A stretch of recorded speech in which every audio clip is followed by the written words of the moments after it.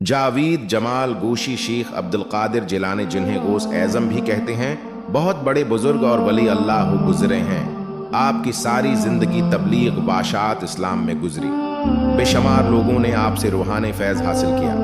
آج بھی دنیا آپ کی تعلیمات سے فیض یاب ہو رہی ہے۔ آپ کو بچپن سے ہی علم حاصل کرنے کا بے پناہ شوق تھا۔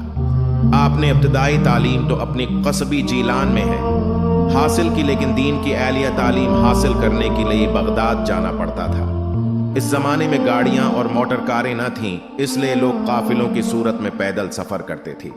چنانچہ آپ کی والدہ نے آپ کو بھی بغداد جانے والے ایک قافلے کے ہمراہ روانہ کر دیا۔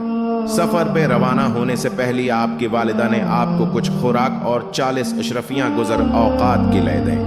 جا رہے ہیں آپ کے والدہ نے یہ اشرفیاں آپ کی قمیض کی تہ میں سے دیں تاکہ محفوظ رہیں، اور چلتے وقت آپ کو خاص طور پر یہ نصیحت کی کہ بیٹا ہمیشہ سچ بولنا اور جھوٹ کے قریب نہ جانا۔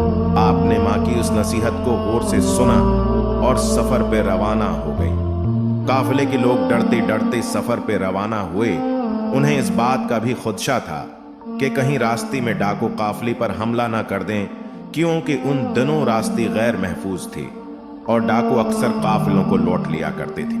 آخر وہی ہوا جس بات کا ڈر تھا۔ قافلے نے ابھی سفر کی 2 منزلیں ہی طے کی تھیں کہ ڈاکوؤں کے ایک گروہ نے رات کی تاریکی میں اس پر حملہ کر دیا۔ تمام قافلے میں افراتفری اور بھگدڑ مچ گئی اور ڈاکوؤں نے اہل قافلہ کو خوب لوٹا۔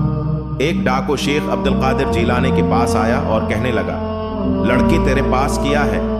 آپ نے جواب دیا، میرے پاس 40 اشرفیاں ہیں جو میرے قمیض کی تہ میں سلے ہوئے ہیں۔ ڈاکو نے آپ کی اس بات کو مذاق سمجھا اور ہنستا ہوا آگے گزر گیا۔ اتنے میں ایک اور ڈاکو آپ کے پاس آیا اور وہی سوال کیا۔ آپ نے پھر وہی جواب دیا۔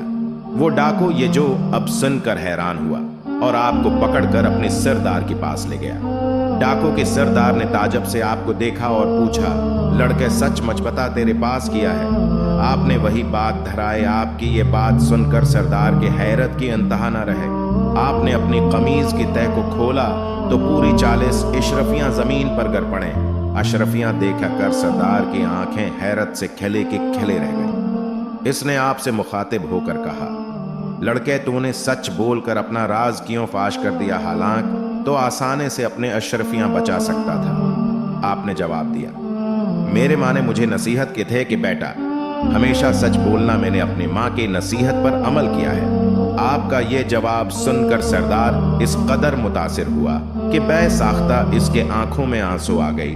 وہ سوچنے لگا کہ ایک طرف یہ لڑکا ہے جسے اپنی ماں کی نصیحت کا اس قدر خیال ہے، اور دوسری طرف میں ہوں کہ اپنے مالک حقیقی کے احکام سے غافل ہو کر بے گناہ لوگوں کو لوٹتا ہوں۔ اس کے دل سے غفلت کا پردہ دور ہو گیا۔ اس نے توبہ کر لی اور قافلے کا لوٹا ہوا مال واپس کر دیا۔ اس طرح آپ کی سچائی کی بدولت ڈاکوؤں کی اصلاح ہو گئے اور وہ نیکی اور پرہیزگاری کی زندگی گزارنے لگی۔